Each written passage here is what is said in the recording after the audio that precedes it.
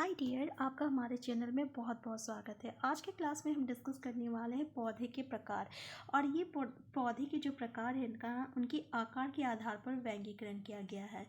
ये आपका ईवीएस के सिलेबस के अध्याय 2 जंतु और पौधे से लिया गया है।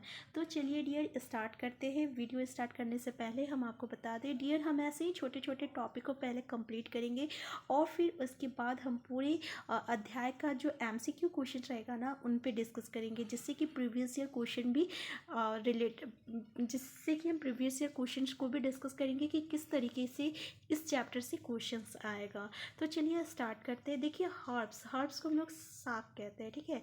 ये कैसा पौधा होता है? तो ये आकार में बहुत छोटा होता है, ये याद रखिएगा। इसका तना जो रहता है ना हरे रंग का होता है, जो बहुत कोमल होता है और इसमें अत्यधिक टहनियाँ नहीं पाई जाती है। इसका उदाहरण धनिया, मेथी, पालक आदि है।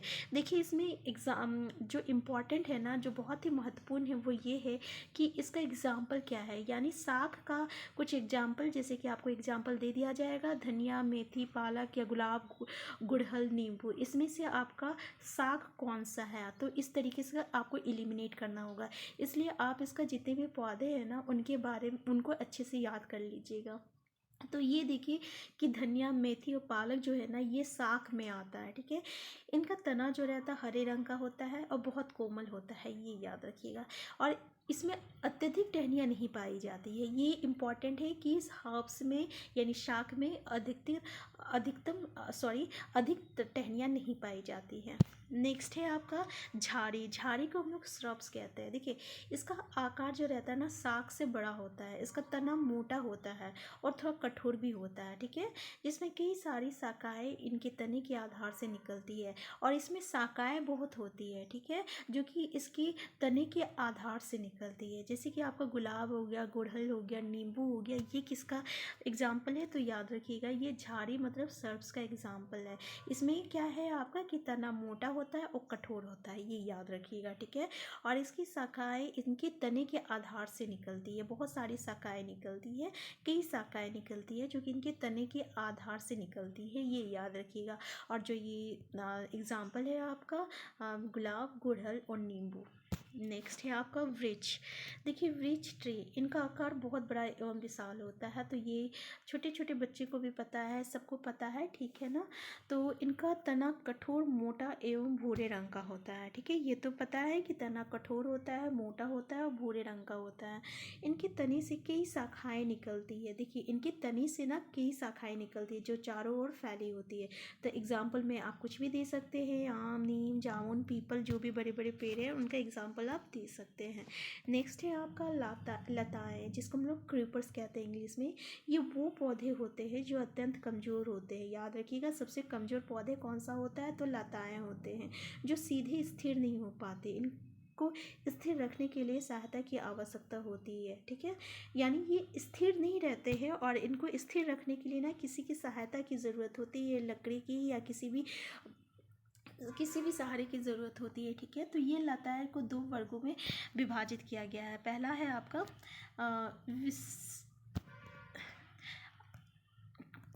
आपका विसर्जी लता, ठीक है। सामान्य रूप से ये लताएं जमीन के बहुत बड़े भूभाग पर फैली होती है। इसके उदाहरण है खीरा, खरबूजा, तरबूज, पुदीना आदि। देखिए ये जो लताएं होती है ना ये जमीन पे आपका पूरा फैला हुआ रहता है। जैसे कि आपका याद रखिए कि एग्जाम्पल ये बहुत इंपॉर्टेंट है कि खीरा, खरबूजा और तरबूज जो आता है कैसा क्रीपर से, तो कैसा लताएं हैं? तो याद रखिएगा विसर्जी लताएं हैं, ठीक है। नेक्स्ट है आपका आरोही लता। आरोही लता क्या होता है? इसको हम लोग क्लाइंबर क्रीपर्स कहते हैं। यानी ये लताएं किसी ढांचे की सहायता से सीधे खड़ी होती है। यानी किसी लकड़ी से अगर आप इसको सहारा दीजिएगा तो वो लकड़ी के सहारा से ऊपर वो जा सकता है। तो ये इसको हम लोग आरोही लता कहते हैं। जैसे कि मनी प्लांट हो गया, मटर हो गया, अमरबेल हो गया, ठीक है। ये एग्जाम्पल याद रखिएगा कि मनी प्लांट, मटर और अमरबेल जो होता है ये आरोही लता का एग्जाम्पल है। नेक्स्ट हम क्षेत्र के आधार पर भी पौधों को विभाजित करते हैं, ठीक है। तो ये याद रखिएगा क्षेत्र के आधार पर भी पौधों को विभाजित किया गया है। तो पहला है आपका जलोदभिद्र, जिसको हम लोग हाइड्रोफाइट कहते हैं, ठीक है। हाइड्रो मतलब हो गया पानी, तो याद रखिएगा ये पानी में पाए जाते हैं और जिनकी जड़ी कम विकसित होती है। इनकी पत्तियां पतली और संकरी होती है जिस पर मोम की परत होती है। इसका उदाहरण है कमल, हाइड्रेलिया और जल लिली। तो देखिए कमल, हाइड्रेलिया और जल लिली जो है ये पानी में पाया जाता है, ठीक है। तो हाइड्रोफाइट और जलोदभिद उसको कहते हैं जो कि पानी में होती है। ये याद रखिएगा उनकी जड़ जो होती है ना कम विकसित होती है और इनकी पत्तियां जो होती है ना पतली और संकरी होती है, ठीक है, जिस पर मोम की परत होती है। तो कैसे पौधे पे मोम की परत होती है? तो याद रखिएगा आपका जलोदभिद पौधे पर मोम की परत होती है। नेक्स्ट है आपका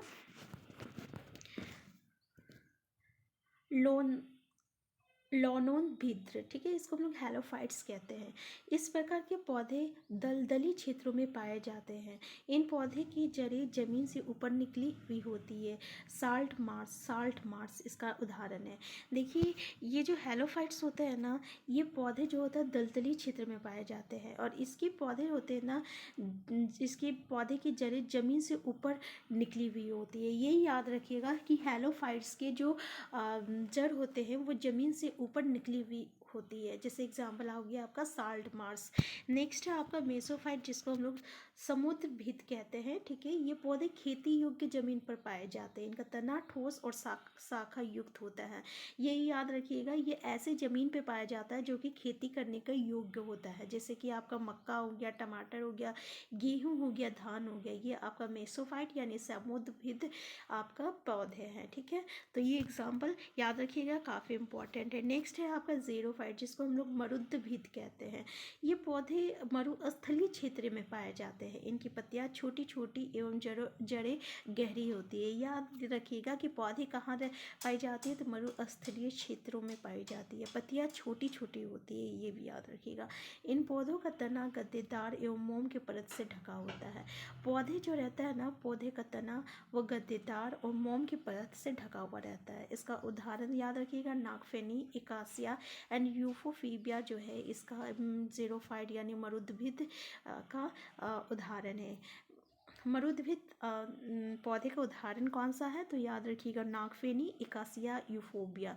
तो डियर देखिए हम इस वीडियो में इतना ही डिस्कस करेंगे। जो भी आपका पौधे के प्रकार था ना, तो हम इस वीडियो में डिस्कस किए हैं। तो डियर हम ऐसे ही छोटे छोटे वीडियो लाएंगे जो कि टॉपिक वाइज रहेगा और फिर उसके बाद हम पूरे चैप्टर से MCQ क्वेश्चन को सॉल्व करेंगे। तो अगर ये वीडियो आपके लिए इन्फॉर्मेटिव है और यूज़फुल है तो प्लीज़ वीडियो को लाइक कीजिए, शेयर कीजिए और अगर चैनल में नए हैं तो चैनल को सब्सक्राइब करना मत भूलिएगा।